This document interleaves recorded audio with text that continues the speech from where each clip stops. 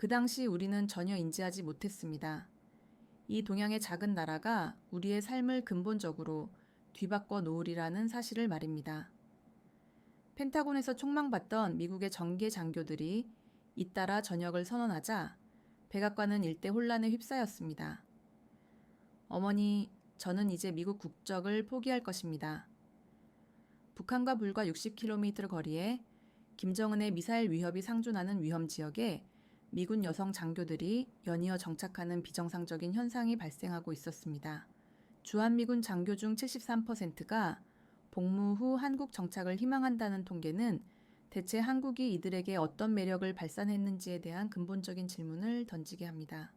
저는 에밀리 스미스 대위였으며 애리조나 공군기지의 사이버 보안 전문가로 근무했습니다. 27살 웨스트포인트를 졸업한 명망 높은 엘리트 장교였죠.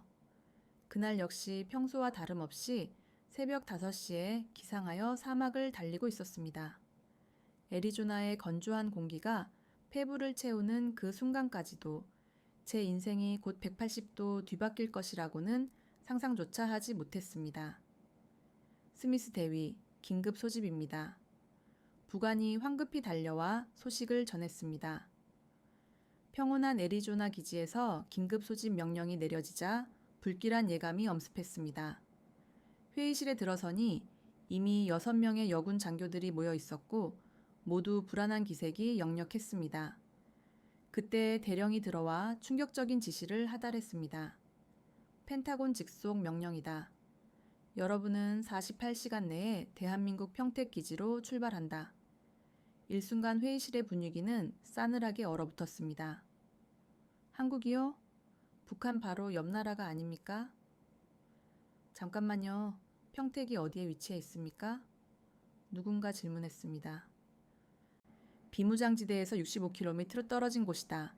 북한 미사일의 사정거리 안에 있는 지역이지. 심장이 쿵쿵거렸습니다.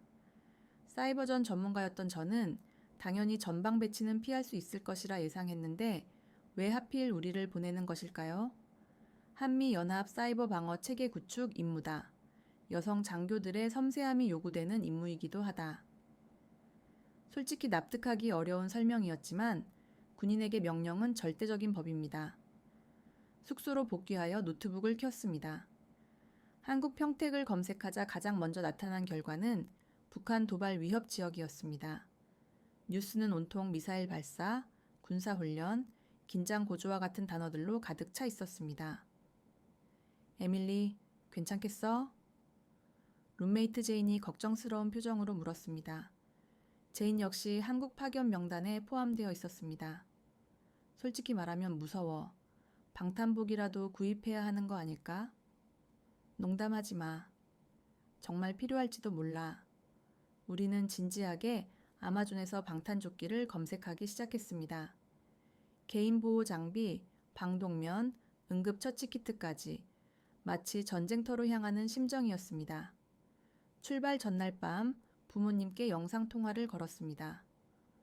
엄마, 아빠, 저 한국으로 파견 나가요. 뭐라고? 그 위험한 곳에? 어머니의 목소리가 불안으로 떨렸습니다. 걱정 마세요. 미군 기지 내부인이 안전할 거예요. 그러나 제 목소리 또한 떨리고 있었습니다. 아버지는 한참 동안 침묵하시다가 조용히 말씀하셨습니다. 에밀리, 몸 조심해라.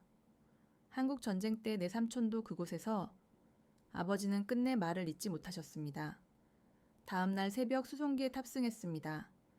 총 17명의 여군이 동행했는데 모두 두려움과 불안이 뒤섞인 비슷한 표정이었습니다. 야, 김치를 먹을 수 있을까 모르겠다. 누군가 억지로 농담을 던졌습니다. 김치보다 김정은이 더 문제지. 다른 동료가 대답했습니다. 비행기가 이륙하자 저는 창밖을 바라보았습니다. 애리조나의 끝없이 펼쳐진 사막이 점점 멀어져 갔습니다. 언제 다시 이 땅을 밟을 수 있을까? 아니, 살아서 돌아올 수는 있을까? 12시간의 비행시간 동안 한국 관련 브리핑 자료를 숙독했습니다. 휴전 중인 국가, 북한의 끊임없는 위협, 높은 자살률, 극심한 경쟁 사회. 그나마 긍정적인 내용은 K-POP과 삼성 정도였습니다. 그런데 이상한 점이 있었습니다. 위험한 나라라는데 왜 관광객은 해마다 증가하는 것일까? 전쟁 중이라는데 어떻게 경제가 그렇게 고도로 발전했을까? 곧 인천국제공항에 도착합니다. 기내 방송이 나오자 긴장감은 최고조에 달했습니다. 드디어 그 위험한 땅에 첫 발을 내딛는 순간이 다가온 것입니다. 인천공항에 도착하자마자 첫 번째 충격이 밀려왔습니다. 공항이 흡사 미래 도시와 같았습니다. 천장은 유리로 설계되어 햇빛이 쏟아져 들어왔고 바닥은 대리석처럼 광택을 발했습니다. 곳곳에 설치된 초대형 스크린에서는 K-POP 아이돌들이 춤추고 있었죠. 와, 여기가 공항이라고? 제인이 감탄사를 내뱉었습니다. 더욱 경악스러운 것은 화장실이었습니다. 병이 뚜껑이 자동으로 개폐되었고 복잡한 버튼들이 여러 개 달려 있었습니다. 비데라는 장치도 처음 접해보았습니다. 이거 대체 어떻게 사용하는 거야? 동료 클라라가 당황하며 물었습니다. 모르겠어. 그런데 변기가 왜 이렇게 하이테크하지? 차량을 찾으러 가는 길, 모든 안내판에는 영어가 함께 표기되어 있었습니다. 공항 직원들 또한 유창한 영어를 구사했습니다. 스미스 대위님, 고개를 돌리니 한국 공군 제복을 입은 여성이 서 있었습니다. 안녕하세요. 저는 이세나 중위입니다. 마중 나왔습니다. 완벽한 영어였습니다. 그녀의 미소에는 진심이 담겨 있었습니다.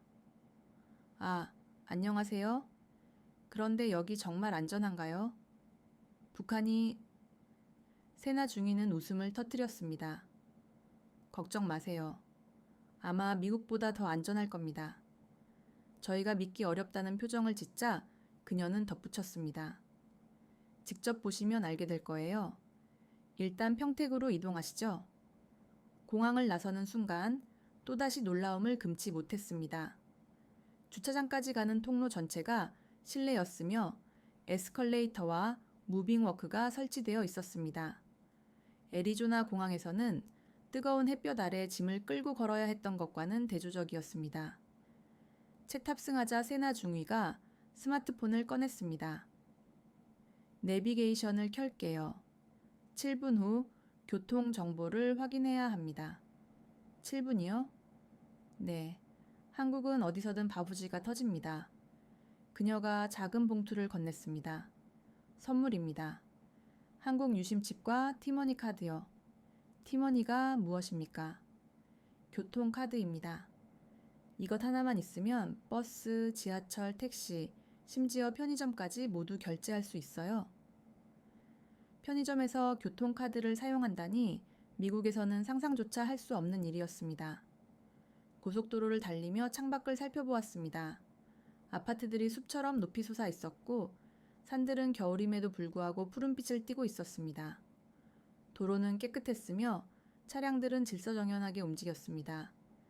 저기 보이는 것이 남산타워입니다. 서울의 상징이죠. 와, 정말 높네요. 나중에 꼭 한번 가보세요. 야경이 정말 아름답습니다. 1시간 정도 달렸을까? 평택이 가까워지자 풍경이 변화했습니다. 논밭 사이로 현대적인 건물들이 조화롭게 어우러져 있었습니다. 저기가 평택 기지입니다. 생각보다 규모가 크죠? 정문을 통과하자 한국 경비병들이 거수 경례를 했습니다. 그들의 표정에는 경계심이 아닌 환영의 기색이 담겨 있었습니다. 숙소에 도착하자 세나 중위가 말했습니다. 오늘은 충분히 휴식하시고 내일 제가 주변을 안내해 드릴게요. 아, 배가 고프시면 이것을 사용해 보세요. 그녀는 또다시 스마트폰 화면을 보여주었습니다. 화면에는 배달의민족이라는 앱이 있었습니다. 이것으로 무엇이든 주문할 수 있습니다. 치킨, 피자, 한식, 중식. 단 30분이면 도착해요. 30분이요? 새벽에도 가능합니까? 당연하죠. 24시간 운영됩니다. 그녀가 떠난 후 저는 침대에 앉아 있었습니다. 가방에서 방탄조끼를 꺼내 보았습니다. 순간 웃음이 나왔습니다. 이런 것이 필요할 것 같지는 않다는 확신이 들었기 때문입니다. 창밖을 바라보니 해가 지고 있었습니다. 평택의 저녁 풍경은 지극히 평화로웠고 기지 밖에서는 한국 사람들이 일상생활을 영위하고 있었습니다. 호기심이 발동했습니다. 정말 30분 만에 음식이 도착할까? 배달 앱을 실행해 보았습니다. 끝도 없이 많은 메뉴가 나타났습니다. 버거킹, 맥도날드, 서브웨이 같은 익숙한 브랜드도 눈에 띄었습니다. 주문 버튼을 눌렀습니다. 정확히 27분 후 따뜻한 햄버거가 제 손에 들려 있었습니다. 말도 안 돼. 미국에서는 피자도 1시간은 기다려야 하는데. 그날 밤 저는 처음으로 기지 밖으로 나가 보았습니다. 밤 10시였는데 거리는 밝게 빛나고 있었습니다. 사람들이 매우 자연스럽게 거닐고 있었고 조깅하는 여성들도 보였습니다. 이것이 전쟁 중인 나라라고? 제가 알고 있던 모든 상식이 무너지는 순간이었습니다. 북한과 65km 떨어진 곳이 이렇게 평화로울 수 있다니. 침대에 누워 깊은 생각에 잠겼습니다. 내가 한국에 대해 완전히 오해하고 있었구나. 이곳이 정말 전쟁 중인 나라가 맞는 걸까? 아니면 우리가 속은 건가? 다음 날 아침 세나 중위가 약속대로 찾아왔습니다. 잘 주무셨어요? 오늘은 평택 시내 구경을 시켜드릴게요. 기지 밖으로 나가자 완전히 다른 세상이 펼쳐졌습니다. 거리는 청결했고 사람들은 활기차게 움직이고 있었습니다. 우선 휴대폰부터 제대로 설정해 드릴게요. 세나 중위가 저를 SKT 매장으로 안내했습니다. 무제한 데이터 요금제요. 한 달에 5만 원입니다. 5만 원이요? 달러로 환산하면 얼마죠? 약 40달러 정도입니다. 충격이었습니다. 미국에서는 100달러가 넘는 요금제를 사용했기 때문입니다. 직원은 능숙하게 제 휴대폰을 설정해 주었습니다. 와이파이 비밀번호를 묻지도 않았는데 인터넷 속도는 경이로웠습니다. 여기 와이파이 비밀번호가 뭐예요? 아니요, 그냥 데이터입니다. 한국은 어디서든 바보찌가 터집니다. 길거리에서 유튜브로 4K 영상을 시청했는데 버퍼링이 전혀 없었습니다. 애리조나 기지 안에서도 이런 속도를 경험해 본 적이 없었습니다. 배고프시죠? 무엇을 드시고 싶으세요? 아직 한국 음식은 조금 부담스러워서요. 걱정 마세요. 여기 보세요. 세나 중위가 배달 앱을 다시 켰습니다. 서양 음식도 가득했습니다. 점심 식사 후 세나 중위가 특별한 장소로 저를 안내했습니다. 한국 문화를 제대로 경험하시려면 여기를 가봐야 해요. PC방이라는 간판이 보였습니다. PC방이요? 네. 한국의 게임 문화를 보여드릴게요. 문을 열고 들어가자 충격적인 광경이 펼쳐졌습니다. 수백 대의 고성능 컴퓨터가 줄지어 있었고 각 자리마다 매우 편안한 의자가 놓여 있었습니다. 1시간에 1,000원입니다.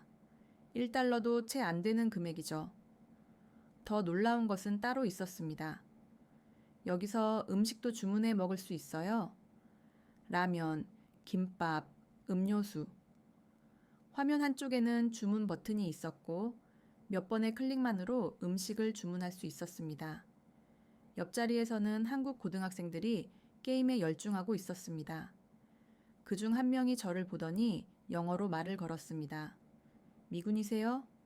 오버워치 같이 하실래요? 네. 여기 미군분들 많이 오세요. 같이 게임해요. 북한의 위협, 전쟁의 공포. 이 아이들은 그저 평범한 일상을 살고 있었습니다. 저녁이 되자 세나 중위가 또 다른 곳으로 안내했습니다. 이번에는 한국의 밤 문화를 보여드릴게요. 솔직히 약간 긴장했습니다. 밤 문화라니 위험하지 않을까? 하지만 도착한 곳은 번화한 상점가였습니다. 평택 로더 거리라는 곳이었죠. 와, 밤 10시인데 이렇게 사람이 많아요. 이제 시작입니다. 한국은 밤 문화가 발달했거든요. 거리에는 젊은이들, 가족 단위 사람들, 심지어 유모차를 끈 부모들까지 있었습니다. 모두가 안전하게 밤 시간을 향유하고 있었죠. 저기 노래방 가보실래요? 코인 노래방이라는 곳이었습니다. 1,000원을 넣으니 2곡을 부를 수 있었습니다. 영어 팝송도 많았고 최신곡들이 모두 구비되어 있었습니다. 한국 사람들은 스트레스를 노래로 해소하는 것 같습니다. 마지막으로 편의점에 들렀습니다. GSEC라는 곳이었는데 또 한 번 충격을 받았습니다. 이게 다 무엇입니까? 도시락부터 시작하여 김밥, 샌드위치, 심지어 와인까지 편의점이라기보다는 작은 마트 같았습니다. 여기서 택배도 보낼 수 있고 공과금도 납부할 수 있어요. 편의점에서요? 세나 중이가 직접 시범을 보였습니다. 터치 스크린을 몇 번 누르더니 택배 접수가 완료되었습니다. 그날 밤 숙소로 복귀하는 길에 깨달았습니다. 비무장지대에서 65km, 북한 미사일 사정거리 안 같은 설명들이 얼마나 무의미한지를 말입니다. 여기 사람들은 두려움 속에서 살지 않았습니다. 오히려 미국의 어느 도시보다 더 자유롭고 편리하게 살아가고 있었죠. 침대에 누워 오늘 하루를 되돌아보았습니다. 초고속 인터넷, 30분 배달, 1,000원 PC방, 안전한 밤거리, 만능 편의점. 미국이 오히려 불편한 곳이었나? 생전 처음 드는 생각이었습니다. 그리고 이상한 감정이 들었습니다. 왜 우리는 이런 한국의 모습을 몰랐을까? 왜 위험하다고만 들었을까? 내일은 또 어떤 놀라운 충격이 나를 기다리고 있을까? 처음으로 기대감이 샘솟기 시작했습니다. 일주일이 경과했습니다. 기지에서의 일과는 미국과 크게 다르지 않았습니다. 아침 훈련, 사이버 보안 업무, 회의. 하지만 퇴근 후의 일상은 완전히 달랐습니다. 어느 날 저녁, 한국 여군들이 저에게 다가왔습니다. 스미스 대위님, 오늘 저녁 함께 드시겠어요? 최수아 대위였습니다.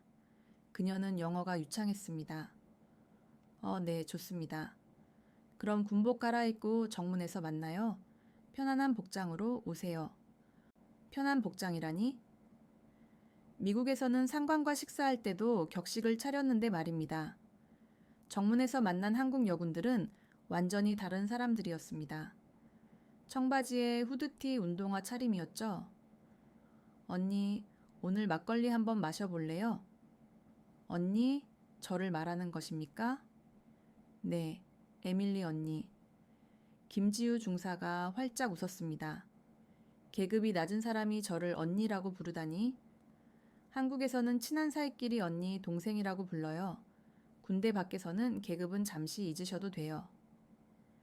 도착한 곳은 작은 포장마차였습니다.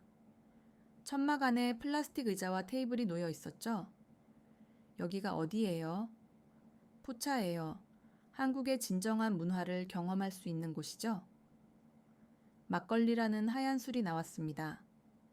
쌀로 만든 술이라고 했습니다. 건배, 한미 여군 우정을 위하여 첫 모금을 마시자 달콤하면서도 시큼한 맛이 났습니다. 생각보다 부드러웠습니다. 언니, 미국 군대는 어떻습니까? 힘들죠? 오나영 하사가 물었습니다. 22살의 막내였습니다. 네. 가끔 남자들이 무시할 때가 있습니다. 어머, 한국도 마찬가지예요. 그럴 땐 실력으로 증명하는 수밖에 없죠. 순간 동질감이 느껴졌습니다. 나라는 달라도 여군으로서의 고충은 동일했습니다. 저는 다음 달에 전역합니다. 수아 대위가 말했습니다. 그래요? 그럼 무엇을 하실 건가요? 대기업에 취직했어요. 삼성전자 보안팀이요. 와, 대단하네요. 언니도 전역하면 한국 회사 어때요?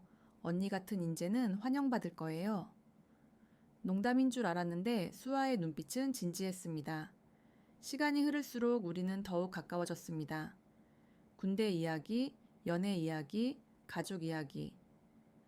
국적은 달랐지만 20대 여성들의 고민은 비슷했습니다. 언니, 남자친구 있으세요?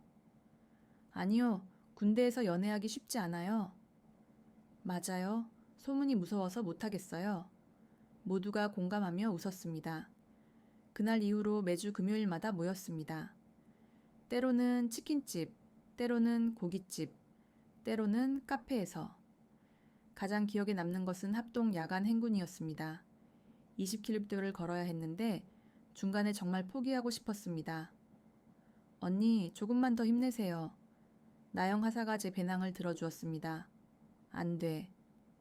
내 짐도 무거운데. 괜찮습니다. 저희가 도와드릴게요. 한국 여군들이 제 짐을 나누어 들었습니다. 서로 팔짱을 끼고 걸었습니다. 원포, 올포, 원. 한 목소리로 구호를 외치며 걸었습니다. 그 순간 깨달았습니다. 우리는 미군과 한국군이 아니라 그저 서로를 의지하는 전우였다는 것을. 새벽 3시, 마침내 도착했을 때 모두가 서로를 끌어안았습니다. 우리가 해냈어. 언니들 최고. 어느 날 지유 중사가 특별한 제안을 했습니다. 언니, 이번 주말에 저희 집에 오실래요? 집에요? 네. 엄마가 미군 언니를 보고 싶대요. 주말에 지유의 집을 방문했습니다. 대전에 있는 아파트였습니다. 어서 와요. 지유한테 이야기 많이 들었어요. 지유의 어머니가 따뜻하게 맞아주셨습니다. 미국 사람이 김치를 먹을 수 있을까요? 아직은 좀 어려워요. 천천히 배우면 돼요. 일단 이것부터 드셔보세요. 불고기가 나왔습니다. 달콤한 간장 양념에 재운 소고기였죠? 한 입 먹자 눈이 커졌습니다. 우와, 정말 맛있어요. 그럼 이번엔 이것. 된장찌개요? 잡채, 김치전. 하나씩 용기를 내서 도전했습니다. 의외로 모두 맛있었습니다. 김치만 제외하고요. 언니, 여기서 자고 가세요. 괜찮을까요? 당연하죠. 언니는 이제 저희 가족입니다. 그날 밤 지유와 같은 방에서 잠들었습니다. 미국에 있는 여동생 생각이 났습니다. 언니, 한국 생활은 어때요? 생각했던 것과 완전히 달라. 좋은 의미로. 언니가 계속 머물렀으면 좋겠어요. 지유의 말에 가슴이 뭉클했습니다. 다음 날 아침 지유 어머니가 다시 김치를 권하셨습니다.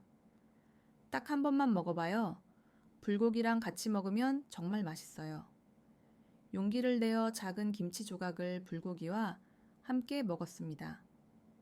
매웠지만 이상하게 조화로웠습니다. 먹을만해요. 그래요? 다행이네. 김치를 못 먹으면 한국 생활이 힘들어요. 기지로 돌아오는 길에 생각했습니다. 군복을 입으면 우리는 계급으로 구분되지만 옷을 벗으면 그저 언니와 동생이 되는 이곳. 이것이 진짜 한국이구나. 한국에 온 지 한 달이 지났습니다. 음식이 여전히 가장 큰 난관이었습니다. 매운 것, 발효된 것, 낯선 향신료들, 하지만 피할 수 없다는 것을 알았습니다. 어느 날 점심시간, 세나 중위가 저를 데리고 기지 정문 밖으로 나섰습니다. 오늘은 특별한 곳으로 모실게요. 정식당이라는 오래된 간판이 보였습니다. 건물은 낡았지만 왠지 모를 정감이 느껴졌습니다. 어서 와요. 세나 왔네. 60대로 보이는 아주머니가 반갑게 맞았습니다. 사장님, 제 미국 친구예요. 에밀리 스미스 대위님. 아이고, 어서 와요. 미군 손님 오랜만이네. 식당 안은 아늑했습니다. 벽에는 오래된 사진들이 걸려 있었는데 흑백 사진 속에서 미군들과 한국 사람들이 함께 웃고 있었습니다. 저희 어머니께서 1953년부터 이 식당을 운영하셨어요. 미군 부대 앞에서 70년이 됐죠. 박미경 사장님이 자리에 앉으며 이야기를 시작했습니다. 부대찌개 아세요? 아니요, 처음 들어봅니다. 한국 전쟁이 끝난 후 모두가 굶주릴 때 미군 부대에서 나온 햄과 소시지로 끓인 찌개예요. 그때는 그것이 최고의 음식이었습니다. 순간 가슴이 뭉클해졌습니다. 전쟁의 아픔이 음식이 되었다니? 우리 어머니께서 미군 아저씨들에게 따뜻한 밥을 해주고 싶어서 시작하신 거예요. 그때 미군들이 우리를 도와주셨으니까요. 박 사장님이 주방으로 들어가시더니 곧 김이 모락모락 나는 냄비를 가져왔습니다. 자, 한번 드셔보세요. 역사가 담긴 음식입니다. 붉은 국물이 무서웠지만 용기를 내서 한 숟가락 떠보았습니다. 이거 맛있는데요. 햄과 소시지의 짭짤함, 김치의 시원함, 라면의 쫄깃함이 절묘하게 어우러졌습니다. 매콤했지만 중독성이 있었습니다. 미군들이 좋아하게 맵지 않게 만들었어요. 치즈 올려드릴까요? 네. 치즈요? 노란 치즈가 올라가자 부대찌개가 부드러워졌습니다. 동서양의 조화였습니다. 이것이 한미 융합이에요. 서로 다른 문화가 만나 새로운 것을 만든 거죠. 식사하면서 벽의 사진들을 다시 살펴보았습니다. 젊은 미군들이 김치를 먹으며 인상을 쓰는 사진, 한국 아이들과 축구하는 사진, 함께 크리스마스를 보내는 사진. 저 사진 속 미군들도 처음에는 김치를 두려워했어요. 그런데 나중에는 김치 없이는 밥을 못 먹었죠. 정말요? 여기 보세요. 이 아저씨는 제임스 일순 상사였어요. 전역하고도 10년 동안 한국에 살다가 작년에 돌아가셨죠. 한국 이름도 있었어요. 김제임스. 박 사장님이 낡은 노트를 가져왔습니다. 거기에는 수십 년간 이 식당을 다녀간 미군들의 이름이 빼곡히 기록되어 있었습니다. 다들 가족이었어요. 명절이 되면 고향에 못 간 미군들이 여기 와서 같이 떡국을 먹고 순간 목이 메었습니다. 이 작은 식당이 수십 년간 한미 우정의 공간이었다니. 자, 이번엔 이것에 도전해 보세요. 박 사장님이 작은 접시를 내밀었습니다. 붉은색 채소가 담겨 있었죠. 김치예요. 겁내지 말고 한 번만 드셔보세요.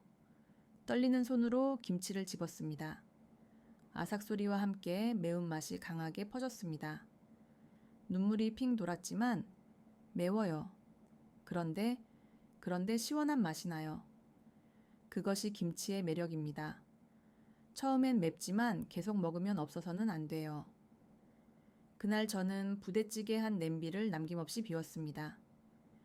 식사하는 동안 박 사장님의 이야기를 계속 들었습니다. 2002년에는 반미 시위 때문에 손님이 급감했어요. 그런데 단골 미군들이 오히려 더 자주 와줬죠. 우리가 모든 미국인을 미워하는 것이 아니라는 것을 그들이 알았으니까요. 정말 감동적입니다. 아니에요. 그냥 이웃 사촌이죠. 70년 된 이웃. 일주일 후 저는 다시 정식당을 찾았습니다. 이번엔 혼자였죠? 어머, 혼자 왔어요? 네. 부대찌개가 너무 먹고 싶어서요? 잘 왔어요. 오늘은 특별히 김치전도 해드릴게요. 김치전이라니 또 다른 도전이었습니다. 하지만 이제 저는 도전을 즐기고 있었습니다. 바삭한 김치전을 한 입 빼어 물었습니다. 고소하고 매콤한 맛이 입안 가득 퍼졌습니다. 맛있어요. 그래요? 이제 진짜 한국 사람 다 됐네. 그때부터 정식당은 저의 아지트가 되었습니다.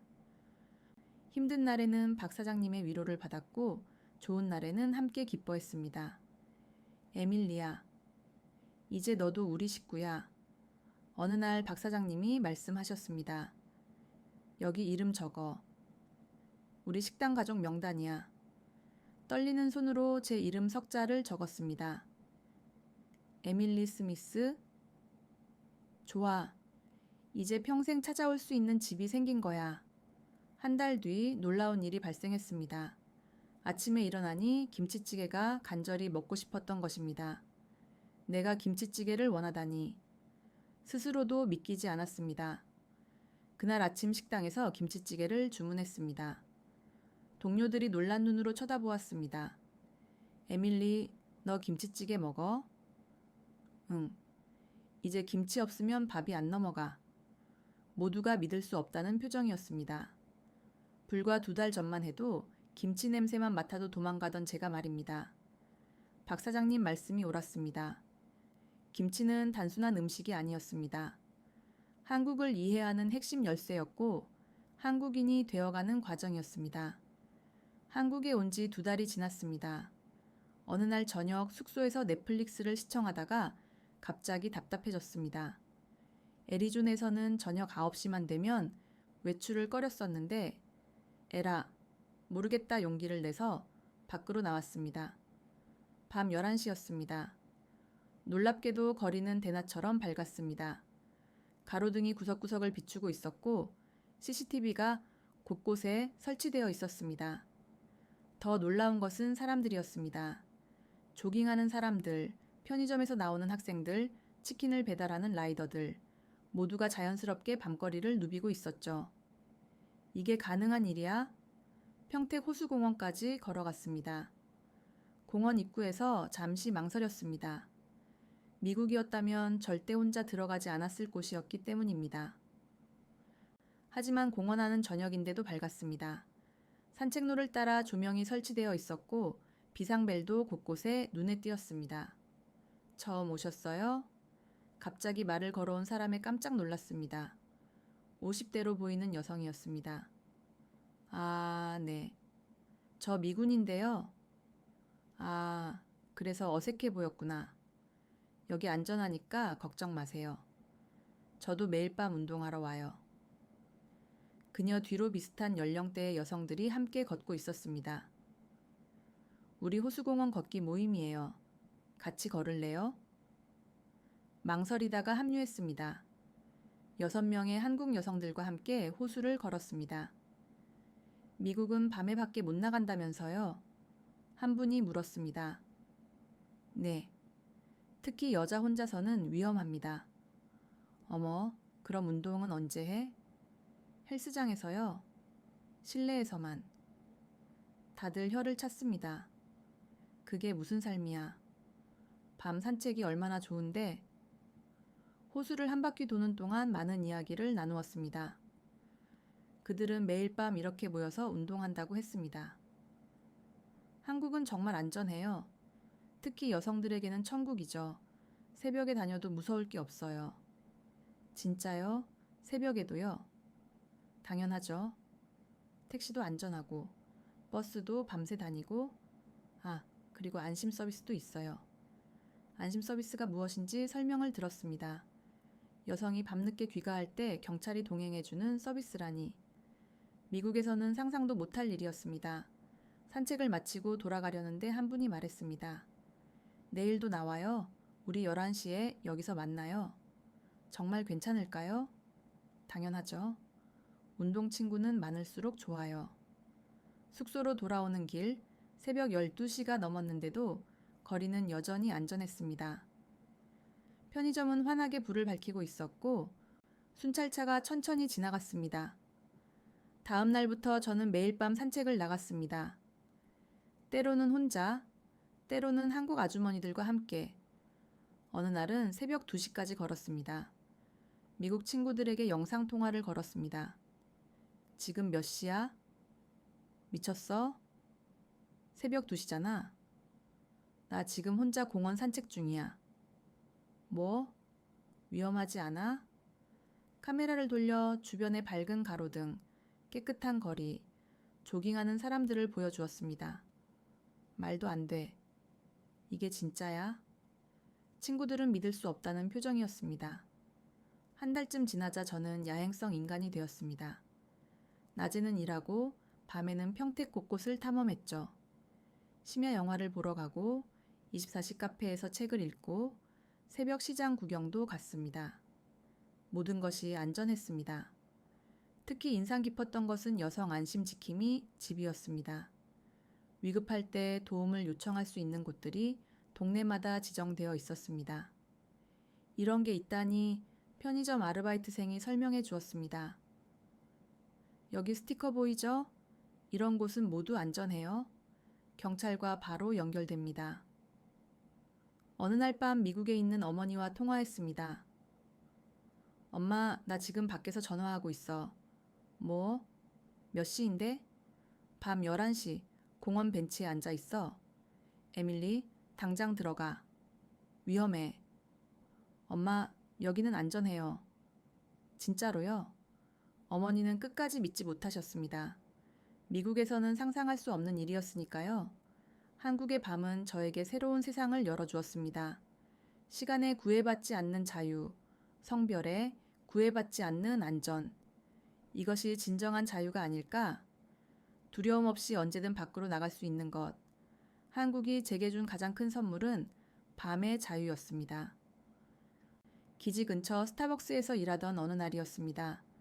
미군 동료들이 한국 할머니에게 둘러싸여 있는 것을 보았습니다.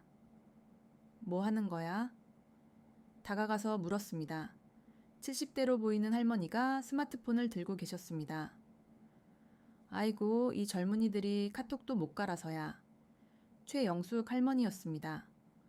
놀랍게도 완벽하게 스마트폰을 다루고 계셨습니다. 할머니가 왜 우리를 손주들이랑 영상통화하려면 이것을 알아야 해. 내가 다 배웠지. 할머니는 능숙하게 카카오톡을 설치해 주시고 사용법을 설명하기 시작하셨습니다. 자, 이게 카톡이야. 한국에서는 이거 없으면 바보야.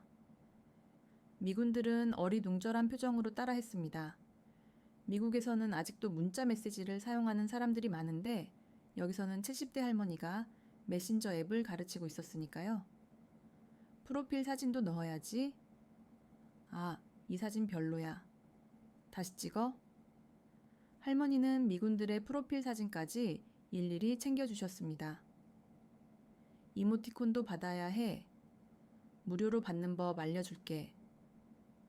저는 충격을 받았습니다. 미국에 계신 우리 할머니는 아직도 폴더폰을 사용하시는데 할머니, 어떻게 이렇게 잘하세요? 동네 주민센터에서 스마트폰 교육을 받았어.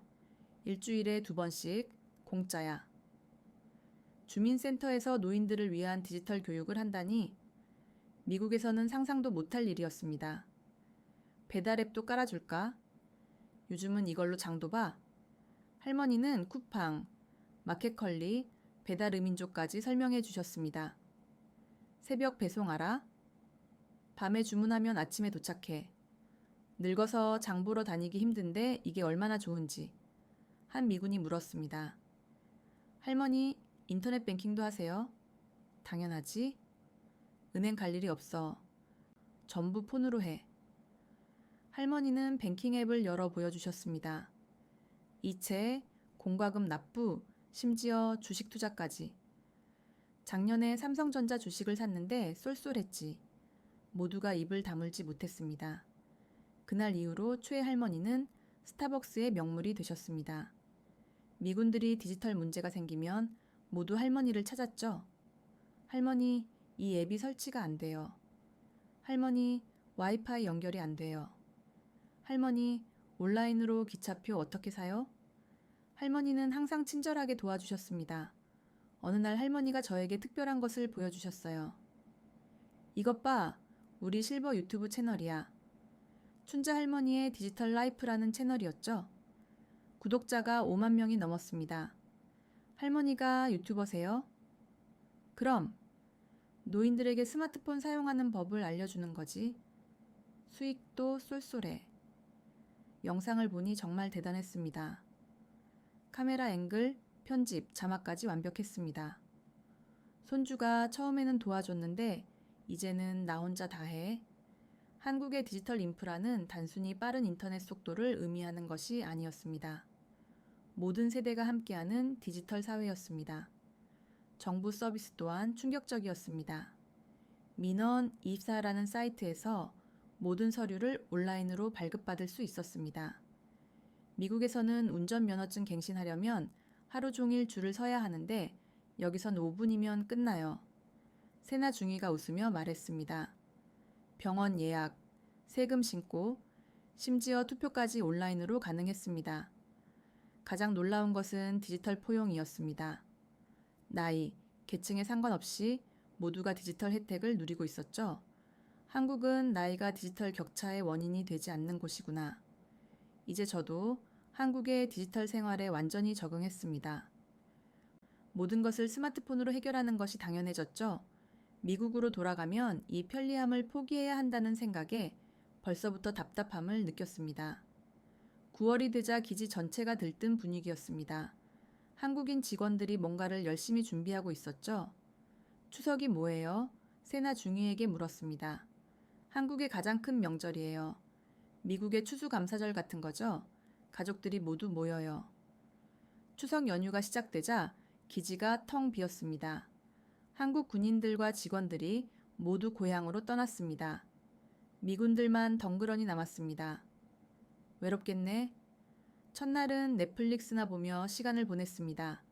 하지만 창밖으로 보이는 한국 가정들의 밝은 불빛이 부러웠습니다. 다음 날 아침 뜻밖의 전화가 걸려왔습니다. 에밀리? 나 세나야. 혼자 있어? 응. 기지에 나만 있는 것 같아. 그럼 우리 집 올래? 엄마가 초대하래.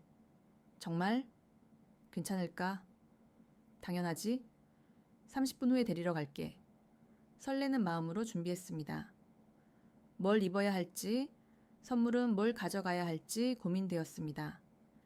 결국 기지 매점에서 초콜릿과 와인을 샀습니다. 세나 중위의 집은 기지에서 차로 1시간 거리였습니다. 전통 한옥은 아니었지만 정원이 있는 아담한 2층 집이었습니다. 어서 와요. 문이 열리자 따뜻한 공기와 함께 맛있는 음식 냄새가 풍겼습니다. 세나 중위 어머니가 환하게 웃으며 맞아주셨습니다. 아이고, 에밀리 왔구나. 세나한테 이야기 많이 들었어. 집안은 사람들로 가득했습니다. 할머니, 할아버지, 삼촌, 고모, 사촌들. 대가족이 모여 있었죠. 미국 아가씨야? 진짜 금발이네. 키가 엄청 크다. 갑작스러운 관심의 중심이 되어 당황했지만 모두의 눈빛은 호기심과 환영으로 가득했습니다. 이리 와서 한복 입어봐요. 세나 어머니가 예쁜 한복을 꺼내 오셨습니다. 저에게요? 그럼 추석인데 한복 입어야지. 처음 입어보는 한복이었습니다. 치마가 발에 감겨 걷기 어려웠지만 거울을 보니 신기했습니다. 제가 한국 사람처럼 보였거든요. 아이고, 이뻐라. 우리 막내딸 삼아도 되겠네. 할머니의 말씀에 모두가 웃었습니다. 부엌에서는 여자들이 분주히 음식을 준비하고 있었습니다. 저도 돕고 싶었지만 무엇을 해야 할지 몰랐습니다. 송편 만들어 봤어? 세나 중위가 물었습니다. 송편이 뭐예요? 추석에 먹는 떡이에요. 같이 만들어요. 하얀 떡 반죽을 동그랗게 믿고 안에 참깨와 콩을 넣었습니다. 처음에는 모양이 엉망이었지만 할머니가 제 손을 잡고 가르쳐 주셨습니다. 이렇게 살살. 그래, 잘한다. 만든 송편을 찌는 동안 차례 준비를 도왔습니다. 차례가 무엇인지도 몰랐지만 다들 진지하게 준비하는 모습이 인상적이었습니다. 이것은 조상님들께 올리는 거예요. 감사의 마음을 전하는 거죠. 상 위에는 과일, 전, 나물, 고기 등이 정성스럽게 차려졌습니다. 가족들이 모두 절을 하는 모습이 경건했습니다. 에밀리도 같이 해요. 우리 가족이니까. 어색하게 따라서 절을 했습니다. 이상하게 마음이 뭉클했습니다. 차례가 끝나고 다 함께 둘러앉아 식사를 했습니다. 처음 보는 음식들이 많았지만 하나하나 설명을 들으며 먹었습니다. 이것은 토란국이야. 추석에만 먹는 특별한 것이지. 이것은 동그랑땡. 할머니가 직접 만드신 거야. 맛있는 것도 있었고 낯선 것도 있었지만 가족들과 함께 먹으니 모두 특별했습니다. 식사 후에는 다 같이 거실에 모여 이야기를 나누었습니다. 할아버지는 육전 2호 전쟁, 당시 미군들과의 인연을 말씀하셨습니다. 그때 미군 아저씨들이 초콜릿을 줬는데 난생 처음 먹어보는 맛이었어. 삼촌은 주한미군 부대에서 일했던 경험을 이야기했습니다. 미군들 덕분에 영어를 배웠고 그것이 계기가 되어 무역회사에 취직했지. 가족들 모두가 미군과의 인연이 있었습니다. 그들에게 미군은 먼 존재가 아니라 이웃이고 친구였습니다. 저녁이 되자 사촌들이 화투를 꺼냈습니다. 언니 고스톱 칠 줄 아세요? 아니요, 어려워 보여요. 쉬워요. 제가 가르쳐 드릴게요. 처음에는 규칙도 모르고 헤맸지만 점점 재미있어졌습니다. 이기면 박수, 지면 위로. 온 가족이 함께 웃었습니다. 피 한 장. 고고. 아니야, 스톱해. 밤이 깊어가자 할머니가 제 손을 잡으셨습니다. 미국 가족이 그립겠구나. 네, 좀 그래요. 여기도 내 집이야. 언제든 와. 우리가 네 한국 가족이야. 눈물이 핑 돌았습니다. 처음 만난 사람들인데 이렇게 따뜻하게 대해주다니. 집으로 돌아가는 길 세나 중이가 봉투 하나를 건넸습니다. 엄마가 주래요. 안에는 용돈이 들어 있었습니다. 이것은 받을 수 없습니다. 추석에는 어른들이 용돈 주는 것이 전통이에요. 거절하면 서운해하십니다. 뒤에는 할머니가 만든 송편과 전이 가득 담긴 통도 있었습니다. 혼자 먹지 말고 친구들과 나눠 먹으래요. 기지에 돌아와 방에 앉아 있으니 꿈만 같았습니다. 타국에서 보낸 명절인데 외롭지 않았습니다. 오히려 미국에서보다 더 따뜻한 명절이었죠. 다음 날 미군 친구들과 송편을 나눠 먹었습니다. 이거 진짜 맛있다. 어디서 샀어? 한국 할머니가 만들어주신 거야. 내 한국 할머니. 그 말을 하는 순간 정말로 그런 기분이 들었습니다. 저에게도 한국 가족이 생긴 거였습니다. 한 달 후 세나 중위 어머니에게서 전화가 왔습니다. 에밀리야, 이번 주말에 김장하는 데 와서 도와줄래?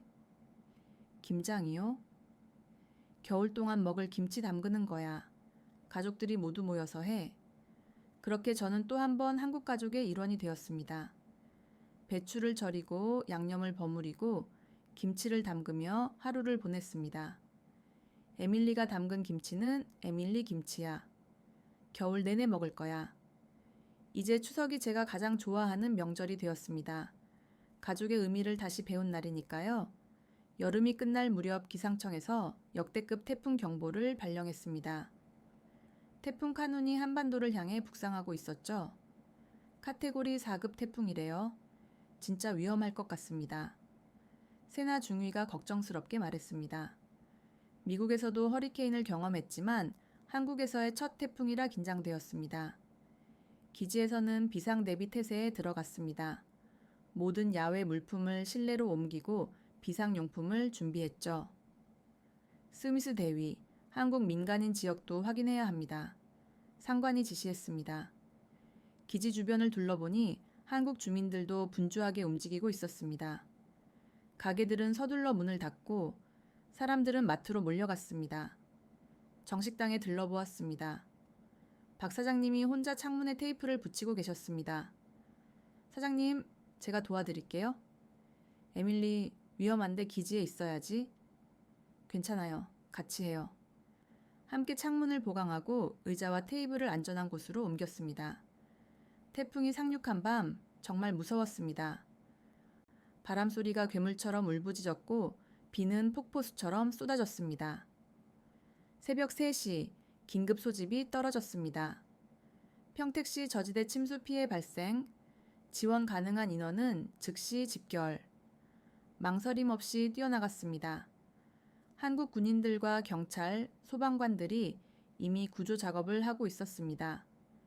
여기 도움이 필요합니다. 한국 소방관이 외쳤습니다. 반지하 주택에 물이 차올라 놓인 부부가 갇혀 있었습니다. 언어 장벽도 국적도 상관없었습니다. 다 함께 힘을 합쳐 모래주머니를 나르고 물을 퍼냈습니다. 할머니, 제 손 잡으세요. 떨고 있는 할머니를 부축해 안전한 곳으로 모셨습니다. 할머니는 제 손을 꼭 잡으며 울먹이셨습니다. 고마워. 정말 고마워. 날이 밝자 피해 규모가 드러났습니다. 기지 근처 저지대가 모두 물에 잠겼고 많은 상가들이 피해를 입었습니다. 정식당도 마찬가지였습니다. 1층이 모두 침수되었죠?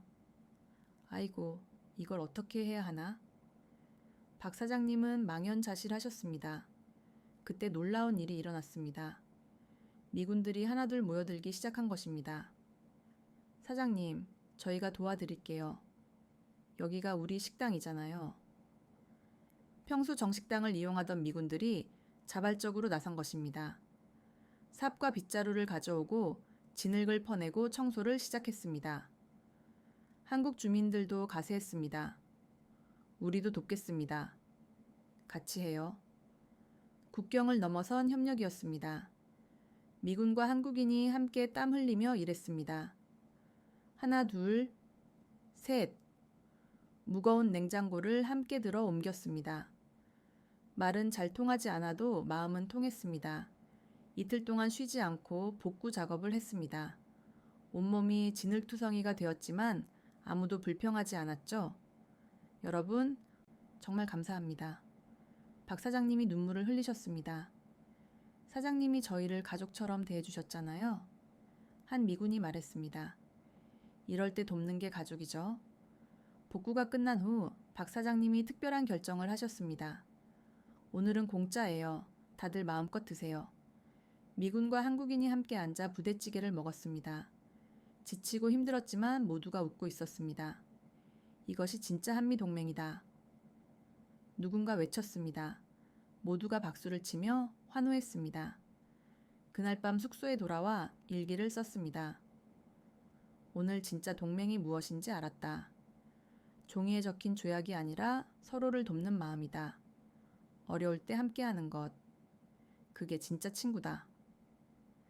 태풍은 큰 피해를 남겼지만 동시에 우리를 더욱 가깝게 만들었습니다. 일주일 후 정식당이 다시 문을 열었습니다. 첫 손님은 복구를 도왔던 사람들이었습니다. 자, 우리 영웅들 어서 와요. 박 사장님의 환한 미소가 모든 고생을 잊게 했습니다. 벽에는 새로운 사진이 걸렸습니다. 진흙투성이가 된 미군과 한국인들이 함께 웃고 있는 사진. 그 아래 작은 글씨로 쓰여 있었습니다. 태풍 카눈, 국경을 넘은 우정. 이제 저는 확신했습니다. 한국은 단순한 근무지가 아니라 저의 공동체라는 것을요. 이 사건이 제 인생의 분기점이 되었습니다. 복무를 시작한 지 10개월이 지날 무렵 저는 중대한 기로에 서 있었습니다. 1년 파견 기간이 거의 끝나가고 있었기 때문입니다. 책상 위 달력을 보며 한숨이 나왔습니다. 벌써 돌아가야 하나. 어느새 평택은 제게 집이 되어 있었습니다. 매일 가는 정식당, 함께 운동하는 한국 여군들, 밤마다 산책하는 호수공원, 이 모든 것을 두고 떠나야 한다니. 어느 날 저녁 세나 중위와 치맥을 하고 있었습니다. 곧 돌아가셔야 하죠? 세나가 조심스럽게 물었습니다. 응? 다음 달이면? 아쉬워요. 이제 완전히 한국 사람 다 됐는데. 맞았습니다. 저는 이제 젓가락질도 완벽하고 김치찌개도 끓일 수 있으며 심지어 택시기사님과 한국어로 대화도 가능했습니다. 연장 복무라는 것도 있대요. 세나가 말했습니다. 연장 복무요? 네. 1년 더 머물 수 있어요. 물론 심사를 통과해야 하지만요. 그날 밤 잠을 이룰 수 없었습니다. 미국으로 돌아가면 무엇이 저를 기다리고 있을까? 차가운 애리조나의 사막, 불편한 대중교통, 위험한 밤거리. 다음날 상관에게 조심스럽게 물어보았습니다. 혹시 연장 복무 신청이 가능한지 여쭤봐도 될까요? 뜻밖에도 상관은 웃었습니다. 스미스 대위, 실은 내가 먼저 제안하려고 했어. 자네가 한국 적응을 너무나 잘해서 말이야. 알고 보니 제 근무평가는 최상급이었습니다. 한국군과의 협력, 현지 문화 이해도, 언어 능력 등 모든 면에서 높은 점수를 받았죠. 본부에서도 자네 같은 인재가 더 오래 머물기를 바라고 있어. 하지만 가족의 반응은 달랐습니다. 뭐? 1년 더? 미쳤어? 어머니의 목소리는 걱정으로 가득했습니다. 엄마, 여기 정말 좋아요. 안전하고 편리하고. 그래도 고향이 그립지 않니? 솔직히 그립지 않다면 거짓말이겠지만 이제 한국도 제 고향 같았습니다. 미국 친구들도 이해하지 못했습니다. 거기서 뭐가 그렇게 좋아? 영상통화로 한국 생활을 보여줘도 믿지 않았죠? 너 세뇌당한 거 아니야? 그들의 반응이 1년 전 제 모습 같아서 웃음이 났습니다. 고민하던 중 박 사장님을 찾아갔습니다. 사장님, 저 1년 더 머물지 말지 고민이에요. 박 사장님은 따뜻한 차를 내주시며 말씀하셨습니다. 에밀리야, 마음이 가는 곳이 집이야. 네 마음은 어디에 있니? 솔직히 여기에 있고 싶어요. 그럼 답은 나온 거 아니야? 하지만 가족은 네가 행복하기를 바랄 거야. 진짜로. 일주일 동안 깊이 숙고했습니다. 평택의 거리를 걸으며 호수공원에서 석양을 보며 정식당에서 부대찌개를 먹으며 어느 날 밤 한국 여군들과 술자리를 가졌습니다. 언니, 제발 가지 마요. 나영 하사가 울먹였습니다. 우리 이제 진짜 친구잖아요. 수아대위도 거들었습니다. 언니 없으면 누가 우리에게 영어를 가르쳐줘요? 그리고 언니가 만든 김치찌개도 먹고 싶단 말이에요. 지유 중사의 말에 모두가 웃었습니다. 그 순간 깨달았습니다. 이들이 제게 얼마나 소중한 존재인지 결심을 굳혔습니다. 나 1년 더 있을게. 진짜? 진짜예요? 모두가 환호하며 저를 껴안았습니다. 다음 날 연장 복무 신청서를 제출했습니다. 스미스 대위, 훌륭한 결정이야? 상관이 만족스럽게 웃었습니다. 일주일 후 연장 복무가 승인되었습니다. 소식을 들은 한국 친구들이 축하 파티를 열어주었습니다. 정식당에서 박 사장님이 특별 요리를 준비하셨습니다. 우리 에밀리가 1년 더 있는데요. 단골 손님들이 모두 박수를 쳤습니다. 이제 완전히 평택 시민이네. 세나 중위 가족도 기뻐하셨습니다. 할머니는 전화로 말씀하셨죠? 잘했어. 명절 때 또 와야지. 이번엔 김장도 같이 하자. 어머니에게 다시 전화했습니다. 엄마, 미안해. 하지만 여기서 정말 행복해. 김치 먹는 거 말이야. 어머니가 말씀하셨습니다. 네가 행복하다면 엄마도 기뻐. 가끔은 와서 얼굴 보여주고. 당연하죠. 엄마도 한국 놀러와. 정말 좋아할 거예요. 그날 밤 호수공원을 걸으며 생각했습니다. 집은 태어난 곳이 아니라 마음이 머무는 곳이구나. 그리고 제 마음은 이미 한국에 깊이 뿌리내리고 있었습니다. 하지만 이것이 끝이 아니었습니다. 운명적인 만남이 저를 기다리고 있었으니까요. 연장 복무를 시작한 지 2달째 평택시 국제교류 행사에 자원봉사자로 참여했습니다.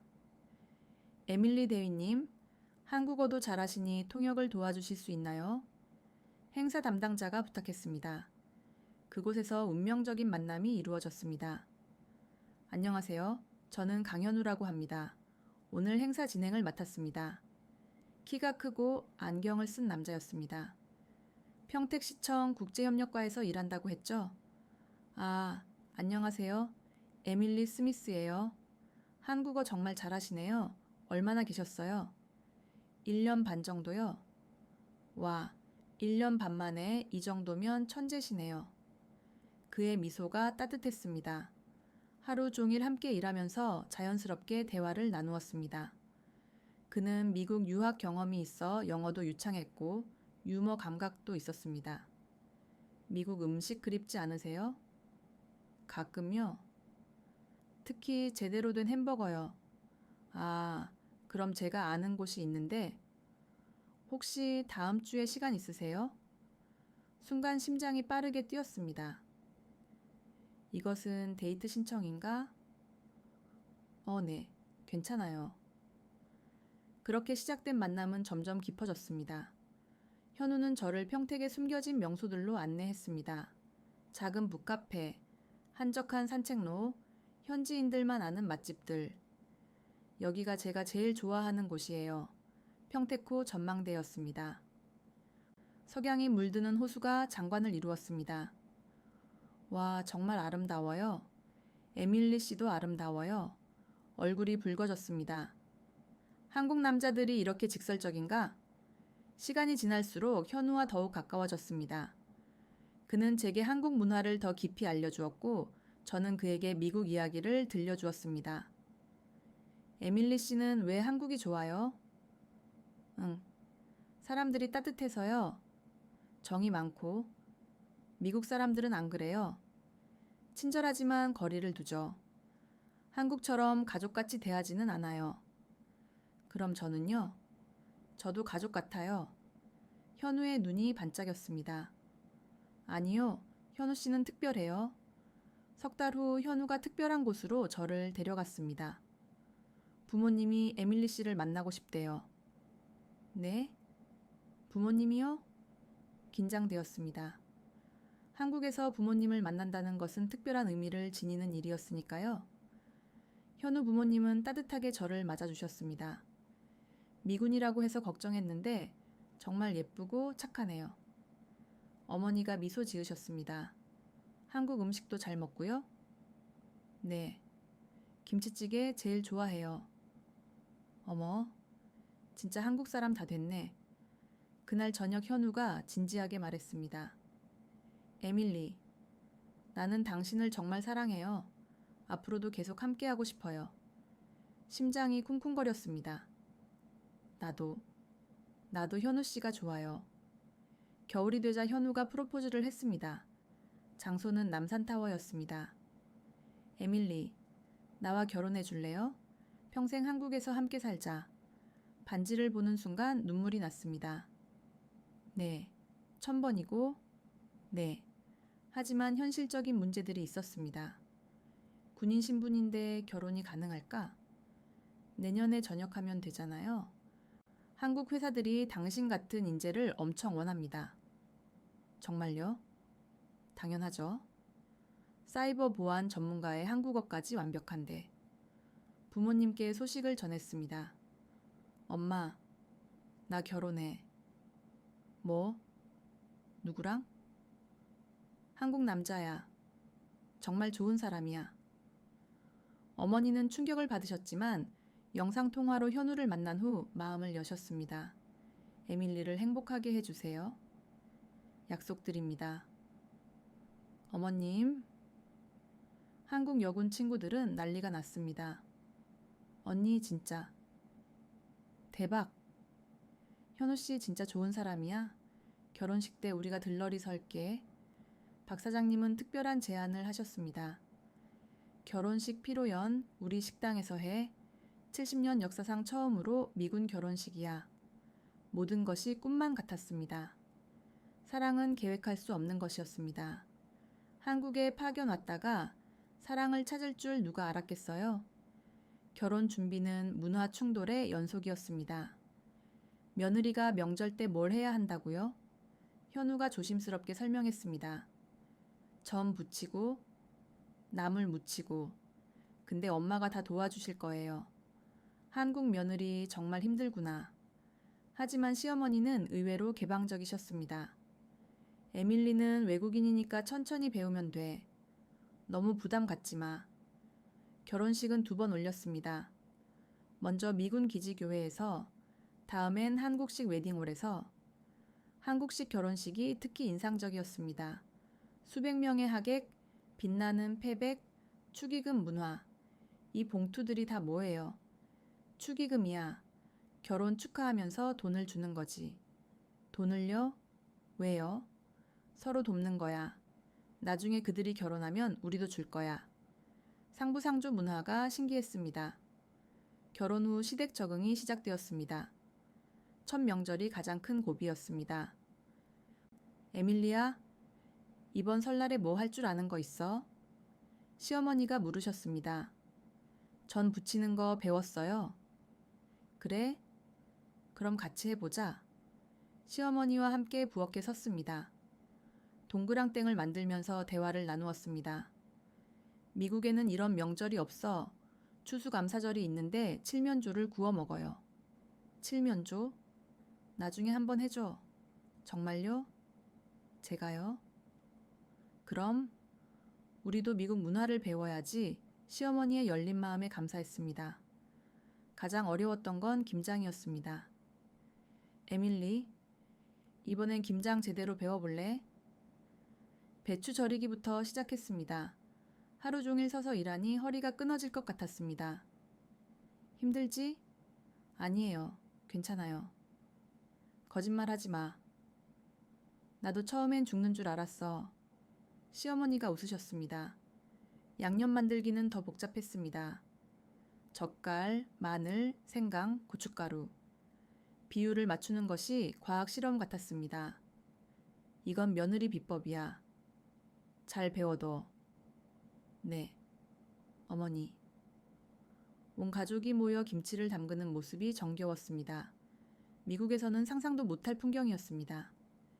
에밀리가 담근 김치가 제일 맛있네. 시아버지의 칭찬에 뿌듯했습니다. 제사 문화도 배웠습니다. 이게 뭐예요? 조상님께 드리는 상이야. 감사의 마음을 전하는 거지. 처음엔 이해가 되지 않았지만 가족을 기억하고 감사하는 마음은 아름다웠습니다. 미국에도 이런 게 있으면 좋겠어요. 그래? 우리 집은 이제 에밀리 조상님도 함께 모시자. 시어머니 말씀에 눈물이 났습니다. 일상생활에서도 적응할 게 많았습니다. 며느리가 왜 먼저 밥을 먹으면 안 돼요? 옛날 예절이야. 요즘은 상관없어. 현우가 웃으며 설명했습니다. 그럼 왜 어른들은 아직도 습관이지. 너무 신경 쓰지 마. 하지만 저는 한국 예절을 제대로 배우고 싶었습니다. 어머니 제대로 가르쳐 주세요. 정말? 힘들 텐데. 한국 며느리가 되고 싶어요. 시어머니는 감동하셨습니다. 6개월 후 시댁 친척 결혼식이 있었습니다. 우리 에밀리가 한복 입고 인사드리는 거 봤어? 어머, 정말 한국 사람 같아. 며느리 잘 들어왔네. 친척들의 칭찬이 기뻤습니다. 1년 후 놀라운 일이 일어났습니다. 어머니, 저 임신했어요. 시어머니가 저를 꼭 안아주셨습니다. 정말, 우리 손주. 온 집안이 축제 분위기였습니다. 미국 손주네? 아니야, 한국 손주지. 둘 다야. 둘 다.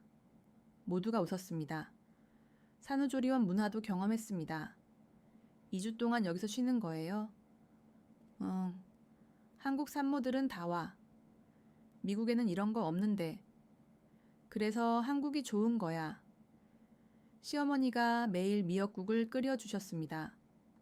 산모는 미역국 먹어야 돼. 100일 동안. 100일이요? 몸조리 제대로 해야지. 정성스러운 보살핌에 감동했습니다. 딸이 태어났습니다. 이름은 희망이었죠. 한국 이름도 있고 영어 이름도 있어야지. 호프, 희망이. 똑같은 뜻이네요. 현우가 웃었습니다. 이제 저는 완전한 한국인 며느리가 되었습니다.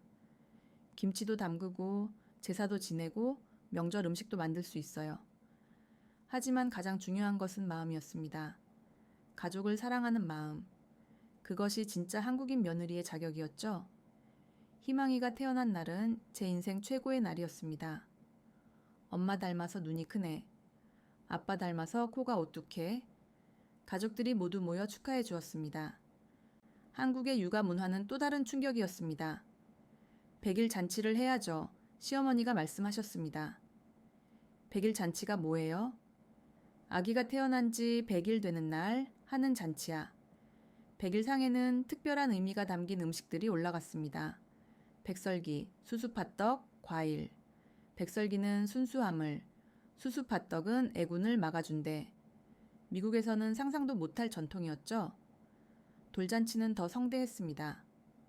돌잡이를 해야지. 돌잡이요? 아기가 처음 잡는 물건으로 미래를 점치는 거야.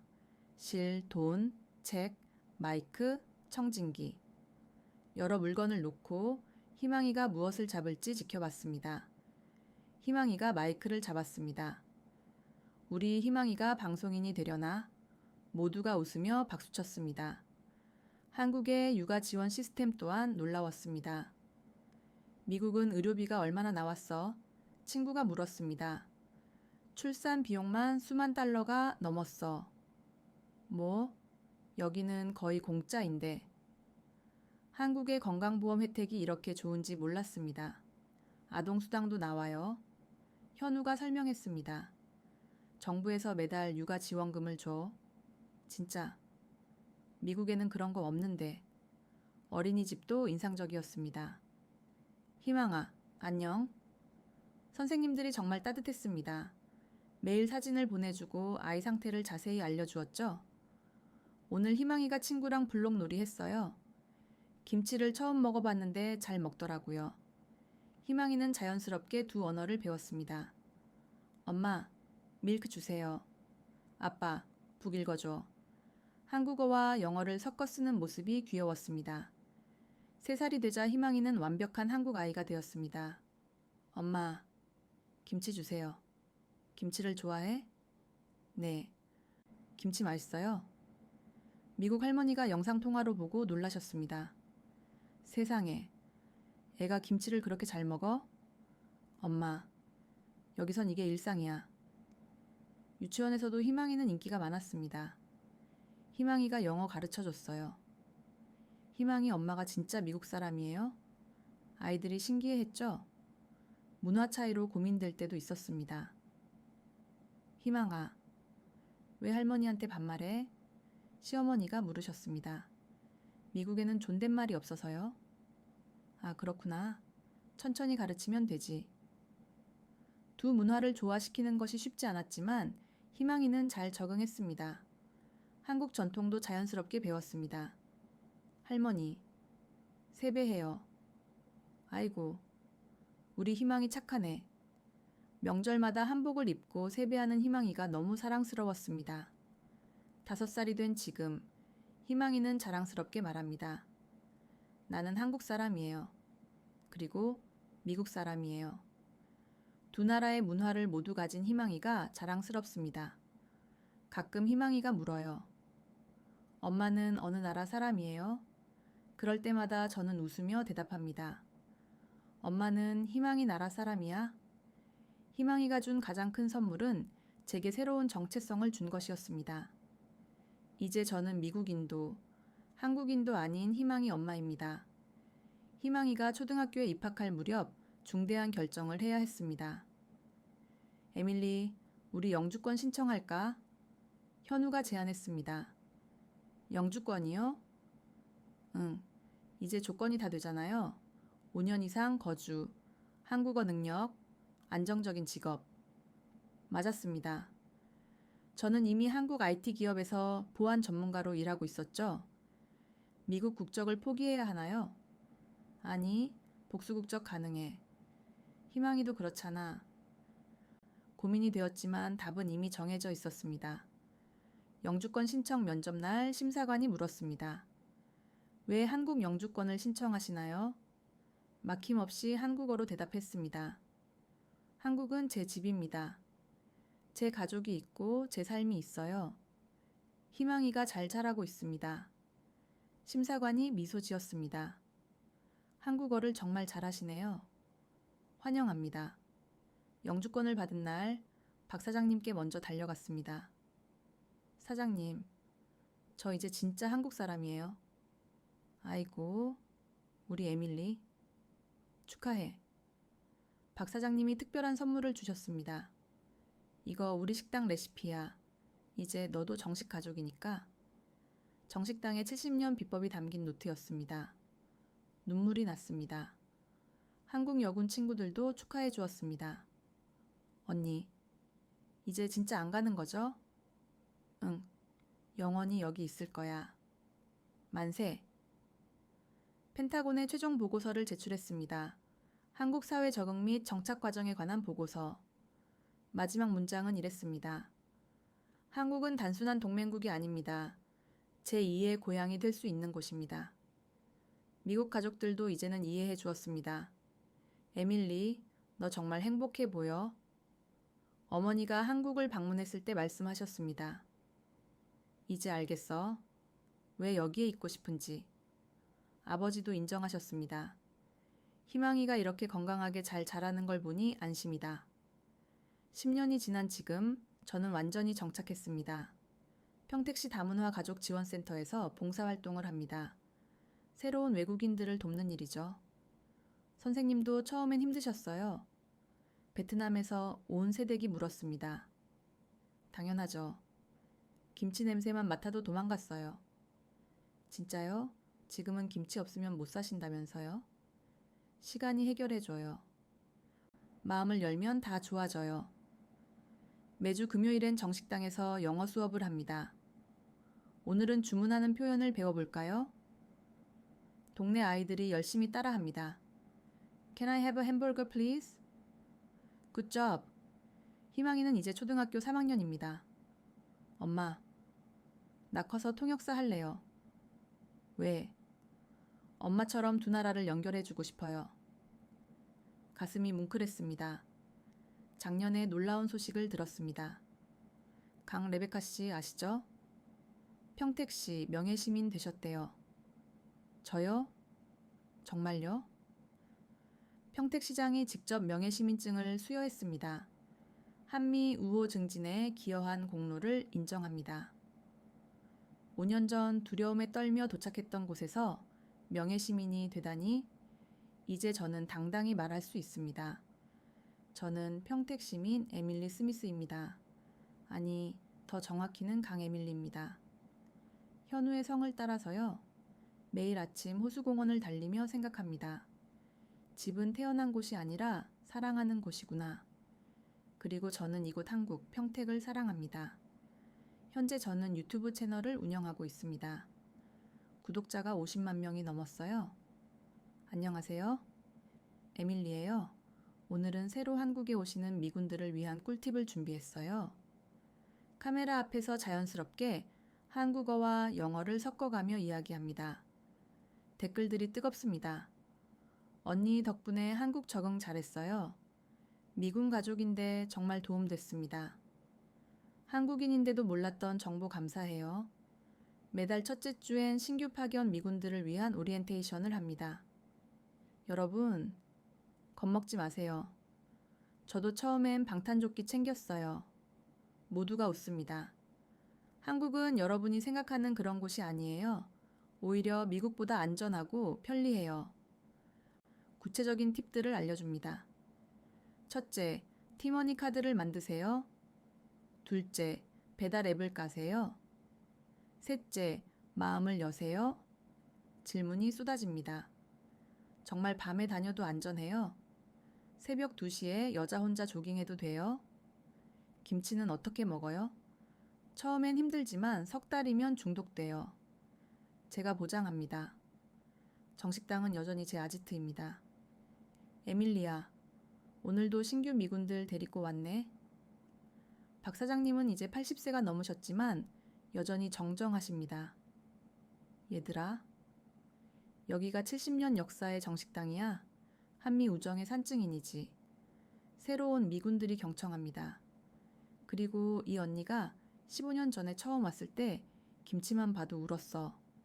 정말요? 지금은 김치 없으면 밥 못 먹지? 네, 사장님. 모두가 웃습니다. 희망이는 이제 완벽한 바이링권 이중언어 구사자입니다. 학교에서 영어 도우미 역할을 합니다. 희망아, 이거 영어로 뭐야? 그건 이렇게 말하면 돼. 희망이가 자랑스럽습니다. 작년엔 특별한 프로젝트를 시작했습니다.